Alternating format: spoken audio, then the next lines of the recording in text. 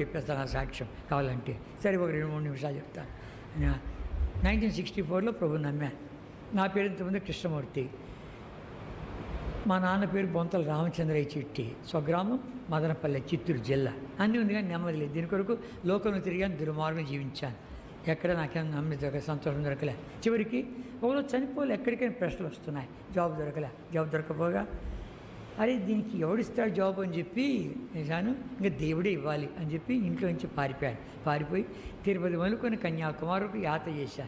ఏడ్చి ప్రార్థన చేశా. ఏ దేవుడు మాట్లాడలే. చివరికి హైదరాబాద్కి వచ్చి హైదరాబాద్లో దేవుడు లేడు, దైవం లేదు అని చెప్పి అర్థం లేని జీవితం వ్యర్థమే చార్మినార్ ఎక్కాను. ఎవడో మేడమే చేపెట్టినట్లయింది. నువ్వు చచ్చిపో అంటున్నాడు. అంటుంటే ఇంటికి పోతే మళ్ళీ అదే బుద్ధి, అది అలవాట్లే, ఇంకా సాధించింది ఏంటి కదా, చచ్చిపోతాం కదా అని చెప్పి అనుకుంటుంటే 2 ప్రశ్నలు వచ్చాయి కాలెత్తపోతా ఉంటే. అసలు ఎవరికి జీవితం దేనికి కూడా జీవించాలా? ఎవరు రారు, ఏది రాదు. ఎవరు రానప్పుడు ఏది రానప్పుడు ఎందుకంట? ఒకే క్లాసులో 10 ఏళ్ళు చదివితే రే అంటాడవా బాబు, రే నేనే మాట్లాడదు ఎదురుగు. ఒకే క్లాసులో 10 ఏళ్ళు చదివితే, ఒకే క్లాస్ 10 ఏళ్ళు చదివితే ఎవరితో ఆ స్కూలు, ఎవరు నీ టీచర్ అనరు, దానికంటే గాడిదలు మెప్పుకుంటే మేలనరు. అసలు దేని గురించి చూస్తున్నావు నీకు తెలియపాయా, ఎవరి గురించి చూస్తావు దేనికి పాయా, ఎట్లా ఉంది? అర్థం లేని జీవితం వ్యర్థమే. అర్థం లేని జీవితం వ్యర్థమే కనుక అర్థం లేకపోతే అది వ్యర్థమే కదా.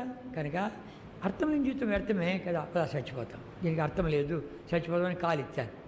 అయితే ఆ ప్రేమగల దేవుడు చావుని వెళ్ళా. ఎందుకో తెలుసునా? చిన్న తలం తీసుకొచ్చాడు. అరే చావు రాకపోతే మధ్యాహ్నం పైన ఉన్నాను, కిందంతా ట్రాఫిక్ ఉంది, ఒంటరిగా ఉండి అక్కడ. కనుక సరాసరి రోడ్డు మీద చావు రాకుండా ఈ బస్సు మీద పడతాను, ఈ కారు మీద పడతాను, వికలాంగుని అయిపోతానేమో, ఇంకా బ్రతిగా ఉంటానేమో, మీరు బ్రతికంతా పడకలు ఉండలేమో, చీచాట అడుగుద్దు, త్వరగా చచ్చిపోదా అని చెప్పి దిగొచ్చి కరెంట్ దిగులు పట్టుకుంటామా, రైలు పట్టాల మీద పట్టుకుంటామా, బస్సు కింద పడతామా అనుకున్న సందర్భంలో అద్భుతకరంగా ఈ గ్రంథంలో మాటలు వినడానికి ఒక చక్కటి అవకాశం ఇచ్చాడు ప్రభు. ఒకతను కూర్చోబెట్టుకుని 4 మాటలు చెప్తుంటే నా పాప జీవితం గుర్తుకొస్తుంది. ఎక్కడ నేను పాపని అనుకోలేదు.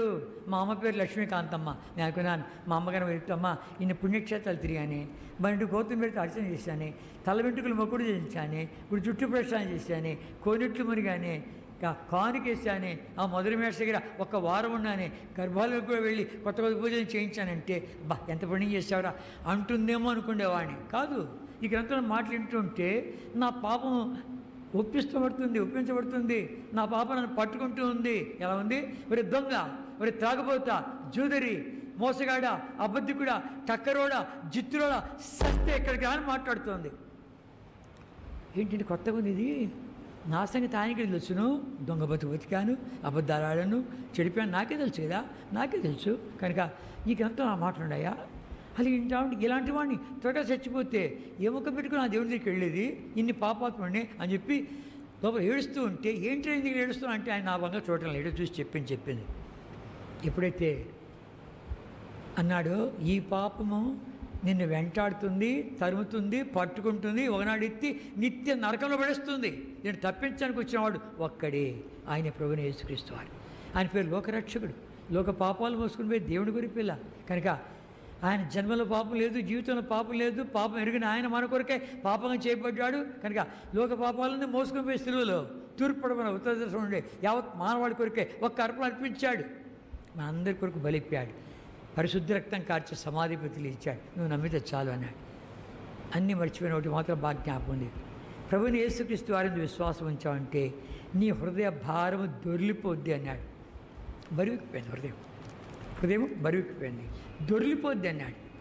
బా, అందులో నేను బట్టల వ్యాపారం చేశాను మా నాన్నగారితో పాటు. ఎవరికైనా ఏమైనా బట్టలు కానీ ఇచ్చామంటే ఎటుంది ఇక ఏమండి దీన్ని రంగు పోద్ది అంటే పోనిపోద్ది అంటే మొట్టమొదటి ఉతిక్తే పాయి అన్ని అబద్ధాలే. కనుక మేము లెక్కేసుకుంటే ఎంత బరువెక్కిందంటే ఒట్టి అబద్ధాలు మూటే అంత పెద్దది ఉంది. సంవత్సరానికి దినానికి ఒక అబద్ధం ఆడితే సంవత్సరానికి 365, లీప్ ఇయర్ అయితే 66. కనుక 10 ఏళ్లకు 3650 అబద్ధాలు. నా వయసు ఒట్టి అబద్ధాలు మూటే పెరుగుతుంది. మిగిలిన పాపాలు మేము లెక్కేసుకుంటే దొరికిపోద్ది అన్నాడు. అబ్బా ఏం చేయలేయా, ప్రార్థన చేస్తావా, నాకు రాదే అన్నాడు. నేను చెప్పి చెప్పు అన్నాడు. ఇద్దరం మోకాళ్ళకి వచ్చాం. అక్కడ యేసయ్య బొమ్మ లేదు, మరియమ్మ బొమ్మ లేదు, సిలువ లేదు, పటం లేదు, విగ్రహం లేదు, ఏం లేదు. చిన్న ప్రార్థన చేశాం. యేసయ్యా, పాపినయ్యా, దొంగనయ్యా, అబద్ధికునయ్యా, చెడిపోయినానయ్యా, నాలో ఏమంచిది లేదు తండ్రి, ఈవేళ మరణిస్తే నరకానికే పాత్రుని ప్రభా, అయితే నా శిక్షను భరించావంట, ఒప్పుకుంటున్నానయ్యా, క్షమించు నాయనా, క్షమించావయ్యా, నీకే వందనాలు ప్రభా. ఈ పాపిష్టు దాన్ని కడుగుటికై నీ పావన రక్తాన్ని కార్చావంటనే, ఆ రక్తంతో కడుగుతా ఉంటేనే, కడుగు నాయన, కడిగి వేసావయ్యా, నీకే వందనాలు ప్రభా. నువ్వు చనిపోయి ఆడికి వెళ్ళిపోలేదంట, మూడవ నాడు మృత్యుంజడి తిరిగి లేచావంట, నీ ఒక్క సమాధి ప్రపంచంలో ఖాళీగా ఉందంట, నా లోపలికి వచ్చి నన్ను నడిపిస్తావంటనే, రానాయనా, వచ్చినవయ్యా, నీకే వందనాలు. నా ఆత్మ, నా ప్రాణము, నా దేహము నీ చేతులు పెడుతున్నా, నేటి దినం నుండి ఈ దుష్ట లోకములో నన్ను నడిపించమని యేసుక్రీస్తు ప్రభు నా పేట ప్రార్థిస్తున్నాను తండ్రి, ఆమేన్. చిన్న ప్రార్థన. 1964 సంవత్సరంలో, 52 ఇయర్స్ బ్యాక్ సంగతి. 64 సంవత్సరం ఏప్రిల్ నెల 27 తారీఖున సోమవారం ఉదయం దాదాపు 10 ఏళ్ళు చేశాను. అద్భుతం. లోపల జరుగుతుంది కార్యం, నాకే తెలుస్తుంది. నా లోపల ఏదో జరుగుతుంది నాకే తెలుస్తుంది. బయట వెళ్తా ఉంటే సినిమా వద్దు, విడిసిడు వద్దు, అబద్ధం వద్దు, కన్నీళ్ళతో ఒప్పుకున్నాను. పాపాలు ఒప్పించబడుతుంటే ఏడుస్తున్నాను, పాపాలు ఒప్పించబడితే ఏడుస్తున్నాను. అరే, ఇలాంటి దుర్మార్గుడు చచ్చిపోతే నరకానికి అక్కడికి ఆడిపోతానని చెప్పి నా హృదయాన్ని చూపిస్తూ ఉంటే, ఈ గ్రంథం ఆ మాటలు ఉన్నాయని అంటే ఏడుస్తున్నాను. దాని పరిహారం కూడా వైపు చూపించాడు. చూపించగానే ఆయన ఎంత మంచి సూత్రం ఇచ్చాడు. కనుక నమ్ము, నీ హృదయ భారం వెళ్ళిపోతుంది. కనుక ఒప్పుకున్నాను, క్షమించావయ్యా, నీకే వందనాలు, కడిగి వేసినావయ్యా, నీకే వందనాలు, నా లోపలికి వచ్చినావయ్యా, నీకే వందనాలు, నా ఆత్మ, నా ప్రాణము, నా దేహం నీ చేతులు పెడుతున్నా, నేటి దినం నుండి ఈ దుష్టలోకంలో నన్ను నడిపించమని యేసుక్రీస్తునామమున ప్రార్థిస్తున్నాను తండ్రి అన్నాను. అయిన తర్వాత ప్రభు నాతో మాట్లాడుతున్నాడు, నడిపిస్తున్నాడు, కాపాడుతున్నాడు, భద్రపరుస్తున్నాడు. నేను క్రైస్తవ పాఠశాల చదివాను. ఏదో నామక అంతే. నాకంటే దుర్మార్గులు ఉన్నారు క్రైస్తవులే, నా ఫ్రెండ్సే, నాకంటే దుర్మార్గులు. క్రైస్తవ పాఠశాల చదివాను. ఇవన్నీ మాకు అప్పుడే తెలుసు. కనుక మౌడి కీర్తన అప్పుడే కంటేస్తాం, మౌడి కీర్తన అప్పుడే కంటేస్తాం. డ్రిల్ మాస్టర్ కూడాను, డ్రిల్ మాస్టర్ ఉంటాడు, ఎరుకో అంటే అందరు కూర్చోవాలా, జెరూసలేం అంటే అంత నిలబడాల. అంటే అర్థం ఏంటి? అప్పటి నుంచి మాకు తడిపేది ఇది. జెరికో అంటే అందరు కూర్చుంటారు, జెరూసలేం అంటే అందరూ లేస్తారు. అంటే ఎరుకో కూలిపోయినా జెరూసలేం నిలబడేదన్నట్లు. కనుక ఆనాడు అప్పుడే ఉండే మాకు. ఇది ప్రతి ఫ్రైడే ఈవినింగు బైబిల్ కథ ఒకటి చెప్తారా ఉంటారు, బైబిల్ కథ ఒకటి చెప్తారా ఉంటారు. కనుక ఇవన్నీ చిన్నటి నుంచి కూడా తెలుసు, ఎరుగుదాం అంతే. అంతే పడ్డాయంతో లోపల అంతే. తగిన శ్రమ కొరకు కనబడుతున్నాడు ప్రభు. ఎప్పుడైతే ఇది ఎరిగిన తర్వాత ఇంటికి వెళ్ళాల్సి వచ్చింది. ఇంటికి వచ్చిన తర్వాత ఏమైనా తెలిసినా నా స్నేహితులు వచ్చారు. వాడు ఎక్కడో చర్చలు దొరికాడంటరా అని చెప్పిన. 1.5 నెలలు అయిపోయింది నేను ఇల్లు విడిచిపెట్టి అని చెప్పి, మేమంతా ఏం చేస్తాం తెలుసునా, కోమట్లము వచ్చే ఆదివారానికి ఈ సోమవారం నుంచే ప్లాన్ చేస్తూ ఉంటాం. ఎక్కడ పోతాంరా, ఏం చేస్తాంరా, అది ఇదంతా ప్లాన్ చేస్తూ ఉంటాం. అదే పని, ఇంక వేరే పనిలే.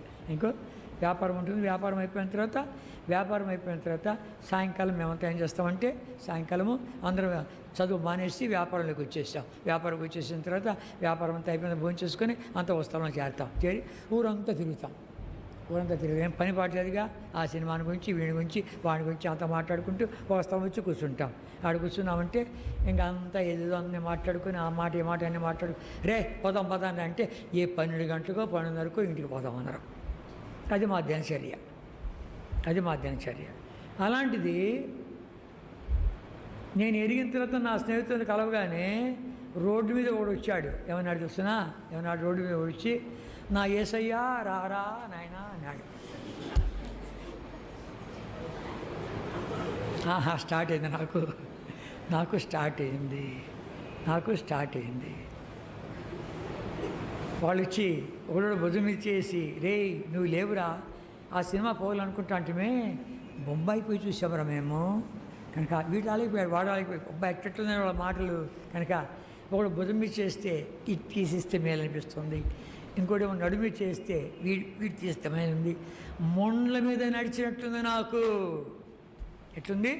మొండ్ల మీద నడిచేట్లుంది. ఎందుకు వస్తే నా బాబు వీడితో పాటు తండ్రి కనుక ఇంకా స్థలం వస్తూ ఉంది. ఆడు కూర్చుంటారు, ఇంకా ఆడు కూర్చుంటే ఇంక వెళ్ళేస్తారో ఏమో. ఎట్లుంది? అనానుకూలమైన వాతావరణంలో ఉంటున్నాను. అనానుకూలమైన వాతావరణంలో ఉంటే ఇంకా స్థలం వస్తుండగానే ఏం జరిగింది? 4 చినుకుల వర్షం పడగానే రేపు పదండ్రా నన్ను నేను పరిగెత్తి వచ్చేసాను. బా నేను స్తోత్రం. వచ్చి చూశాను ఎంత పెద్ద మేఘం ఉందని. మీరు నమ్ముతారో నమ్మరు, జానబెత్తడు లేదు. ఇంత కూడా లేదు మేఘం. ఇంతే, జానబెత్తడు లేదు. ఏం చెప్తున్న సంగతి? ఆ రాత్రి మోకాళ్ళు నోడి ప్రార్థన చేయడం మొదలుపెట్టాను. ప్రభా, కీర్తన చదువుకుంటాము, కీర్తన స్టార్ట్ చేస్తాము ఈ వేళ నుంచి అని అనుకొని చదివితే, దుష్టుల ఆచొప్పున నడవక, పాపుల మార్గున నిలవక, అపహాసులు కూర్చున్న చోటు కూర్చుండక. ఆ 3 మాటలు చాలు ప్రభా అనగానే, నీ స్నేహితులంతా దుష్టులు రా, వాళ్ళంతా పాపాత్ములు రా, అపహాసుకులు రా, ఇంకా వాడితో చేరొద్దు అన్నాడు. ప్రభా ఎంత తేటగా మాట్లాడుతున్నావు. ఇంకా చేరను, అంతే, ఇంకా చేరను.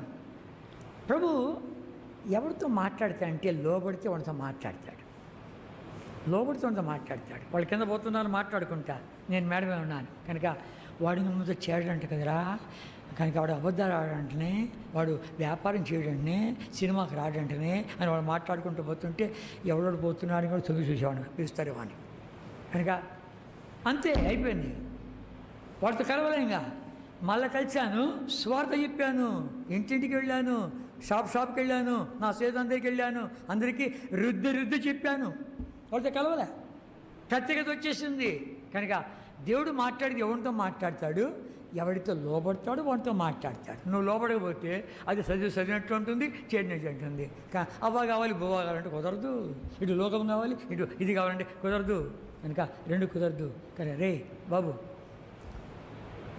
అడుగు అంటే ఇలాగునా పిడ ప్రభు మాట్లాడుతుంటే వెంట నువ్వు లోబడావంటే ధన్యురాలువు, అది కావాల్సింది. అప్పుడు అది నీ అనుభవం అయిపోతుంది. 52 సంవత్సరాల క్రితం జరిగిన అనుభవము ఇప్పుడు చెప్తున్నాను. ఎందుకు? అనుభవమైంది. ప్రభు నడిపిస్తూ వచ్చాడు, కాపాడుతూ వచ్చాడు, కృపిస్తూ వచ్చాడు. కనుక దేవుడు వాక్యం మనం నడిపిస్తుంది, కాపాడుతుంది, భద్రపరుస్తుంది.